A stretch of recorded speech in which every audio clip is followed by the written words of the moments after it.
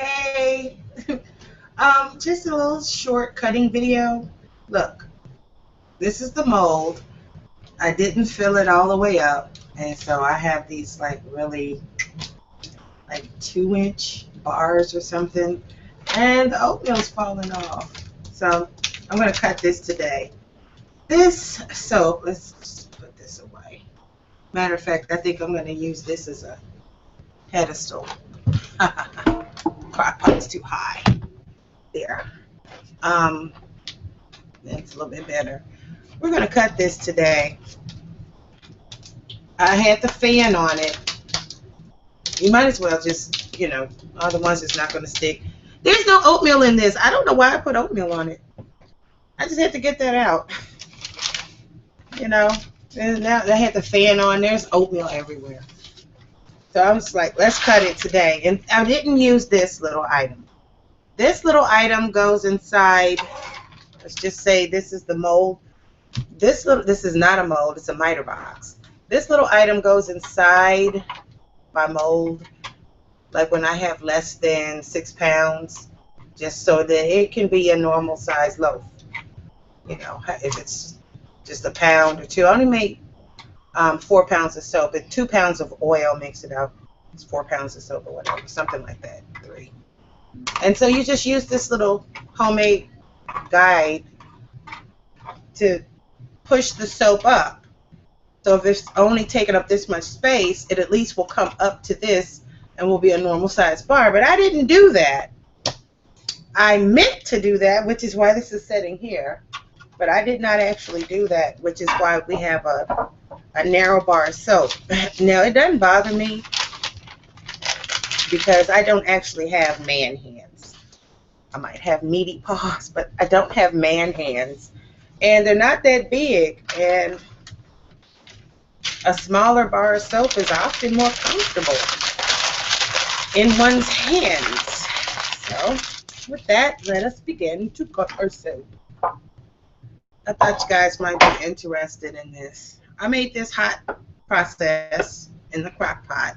Just a regular crock pot. Not a crock pot that I currently use. You can't do that. You need to have dedicated soaping equipment. So I think I got that crock pot for a couple of dollars at Salvation Army or Goodwill or something. And I use it just for soaping. So since these bars are so narrow, I'm still going to cut it 1 1/4. No, that's 1 1/2. I'm going to cut it 1 1/2, and we're going to see what that looks like. By that being so tall, it gets through easily. So to me, inside is wet. And it smells like peppermint. I put hibiscus flowers that I was making a tincture with. They were pretty spent, so I just put the botanicals in here, which it helped make the soap a little bit translucent. Yeah, this is small. It fits in your hand like this. It's easy to grasp. So I personally don't see the problem with that. I'm going to go ahead and turn the fan on. So, okay, maybe not. It's a little loud. We don't want a blustery day here. Let's go a full 2 inches and see what that looks like.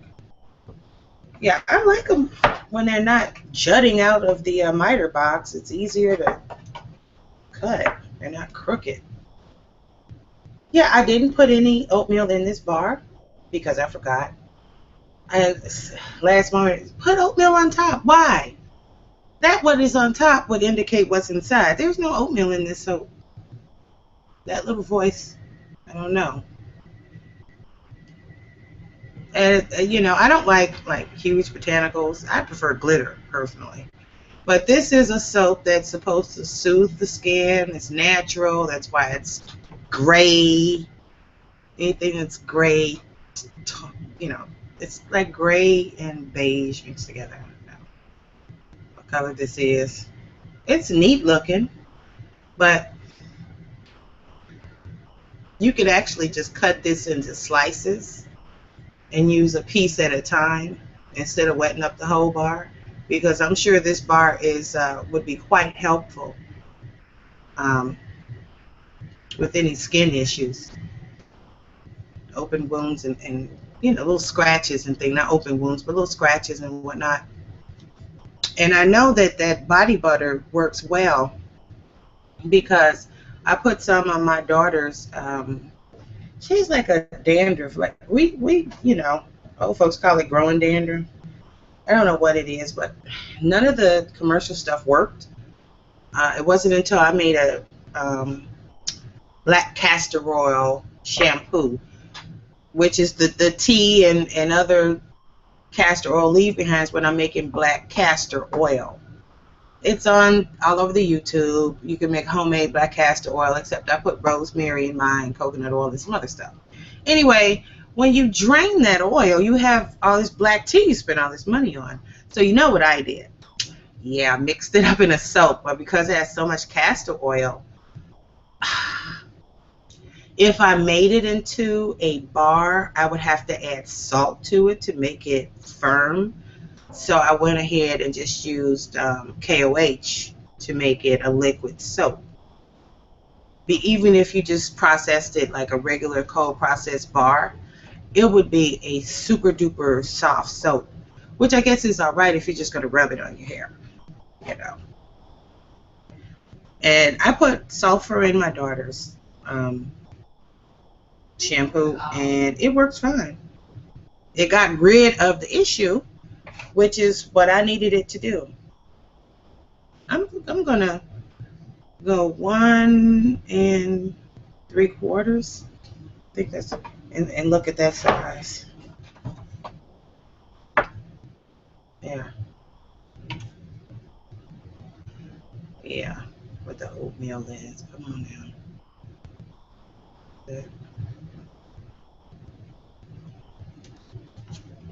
What do you guys think? It's 3 different sizes.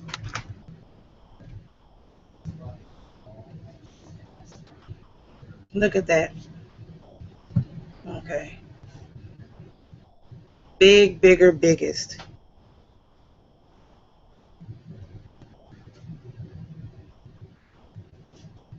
I like something about this size because it fits easier in the hand, and I think I'm gonna make it. That's what 1.5, 1 3/4, and 2 inches. Because of it's 4 pounds, and I didn't use the correct method to get the right size bar. So since I'd already goofed that up, because I was kind of just wanting to be done with and go to bed, since I had goofed it up, because I quietly fell asleep on this. So because of the different ingredients I put in there, it wasn't hard to work with at all. And I put extra glycerin in it. It stayed pretty liquid. I like them about that size. Actually, I like this size.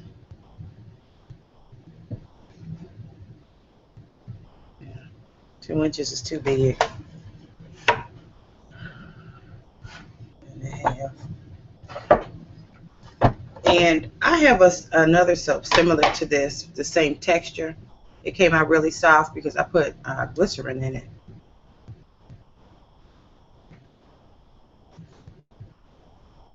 And I just took it and cut it.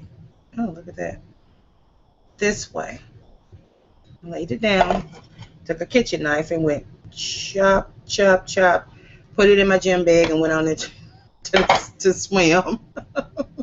I sure did. Chop, chop, chop. Just chopped it up in squares and put some in the bathrooms.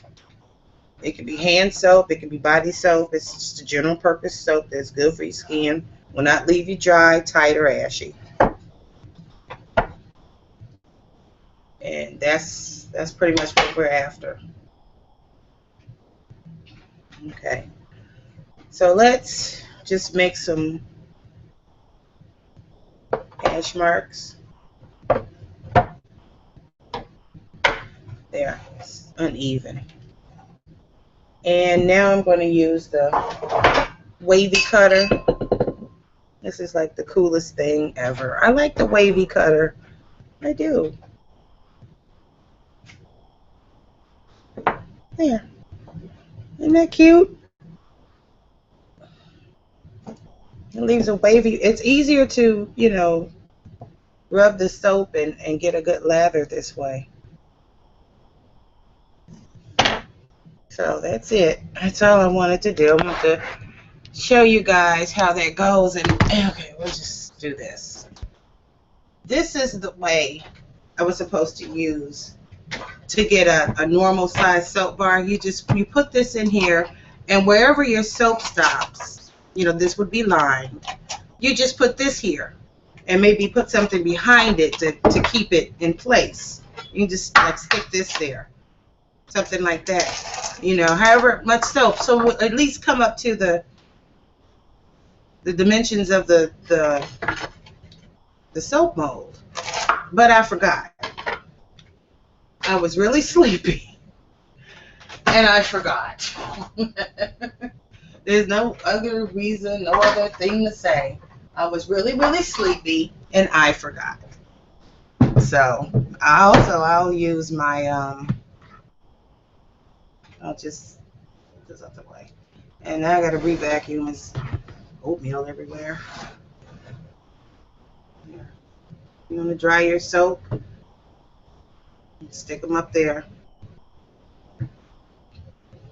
for a few days, you know, not forever. You really don't want them in direct sunshine. But for a little while, they're going to be here, and they're so narrow, I could just put a couple of them like that. And guess what I'm going to do? I'm going to put the fan on them.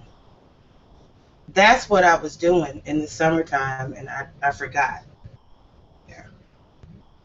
Just sit them up there and put the fan on them. Put it on low to keep the air circulating.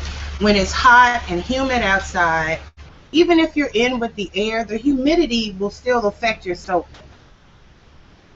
That's another reason why my soaps are coming out softer than normal. So rather than put salt in it, because, you know, I don't want salt in all my soaps.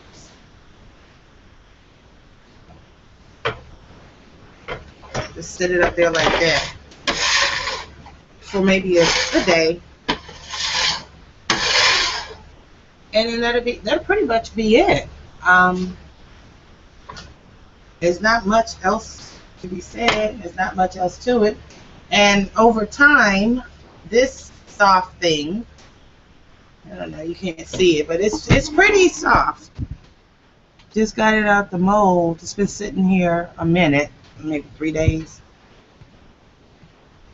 See, it's pretty soft.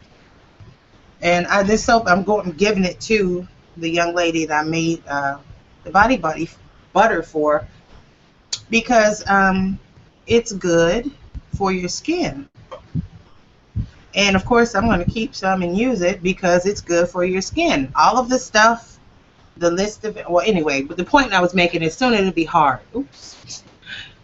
You see, this one is still letting the water get out of it. But you know, I'm pressing on it. It's pretty hard. It's pretty hard, and it'll get a cute little label. You know, a little Struggle Soap Company. Anyway, all the stuff that I mentioned in the other recipe for the body butter. Remember, we talked about lotion and water phase and oil phase and essential oils and the clove, the thyme, the fennel, black seed, calendula, rosemary, myrrh, eucalyptus, bergamot, rose absolute, lavender, tea tree, rosemary, cedar wood, glycerin. Oh, you know what? The only thing that's in this soap, the botanicals, are clove, thyme, fennel, black seed, calendula, and rosemary. Like the actual rosemary you use. It's good for your skin. It's antifungal. Look it up. Look all this stuff up. Now, the essential oils that I just listed, they're not in here. The essential oils in here, did not write down. However, I believe it's wintergreen, peppermint, spearmint, eucalyptus, and that's pretty much all I remember. I wanted more of a peppermint soap, you know, so when this gets tea tree? Did I put tea tree in here? You don't know. I can't remember. Like I said, the rule is this. It smells so pepperminty.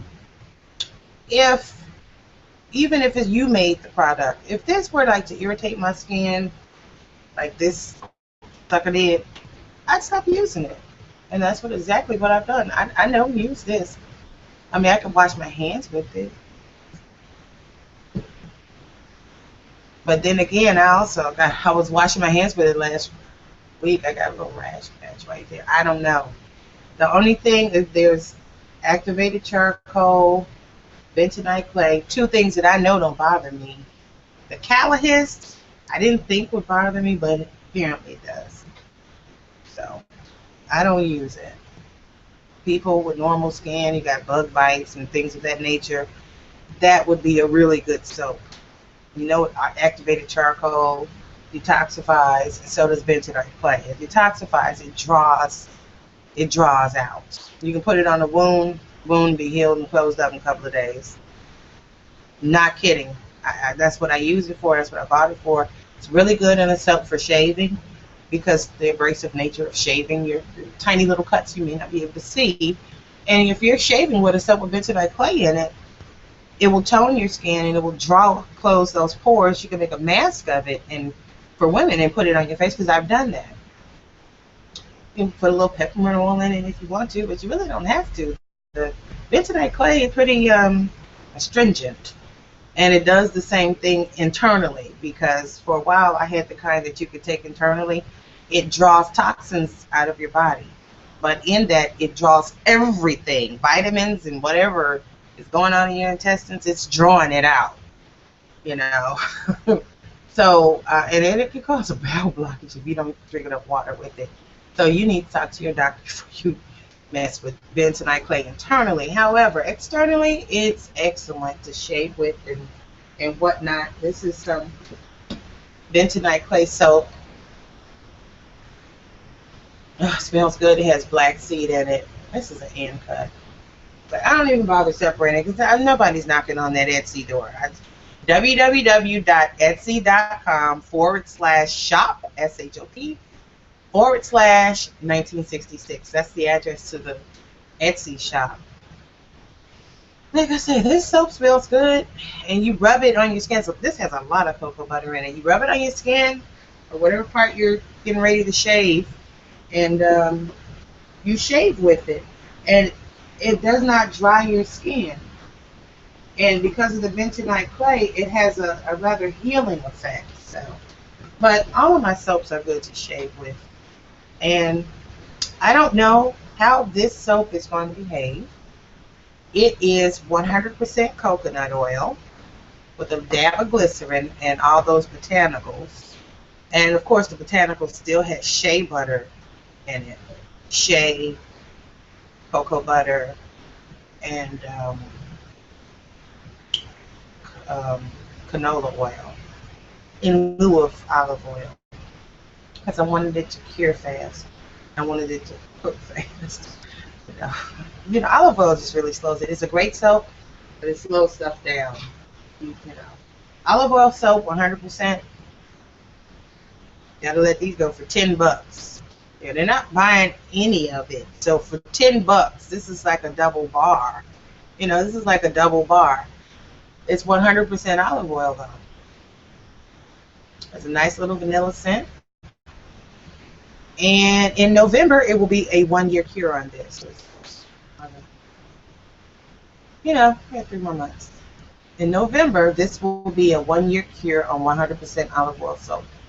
So, it's on the Etsy site, www.etsy.com/shop, SHOP, /1966 1966. See, a little logo. Yeah, weird. I know. And that's the website address. These are the labels for Purple Haze. There's a lot of hemp in that soap. Purple Haze. These are the labels. Um, so I don't know if there's an interest in all these soaps because these are true soaps. I don't have to list the ingredients. Plus, I make videos. If you want to see it, you just go to the website and you can look at it. So that's about it.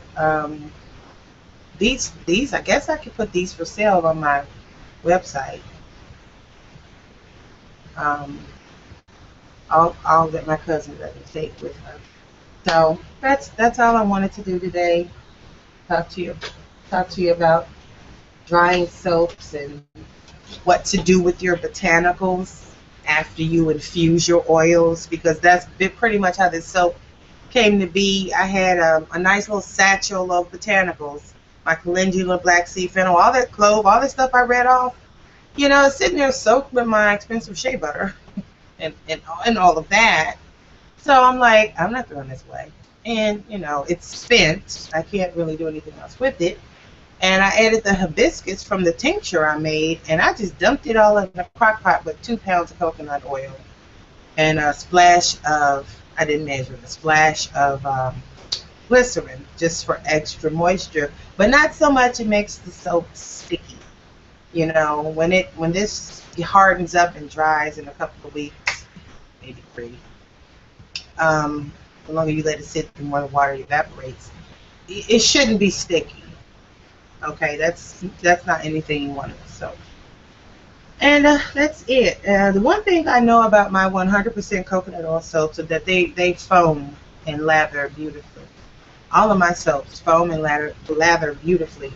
The profile of the 100% olive oil soap is a low, thick, dense foam, and it's mostly for conditioning your skin.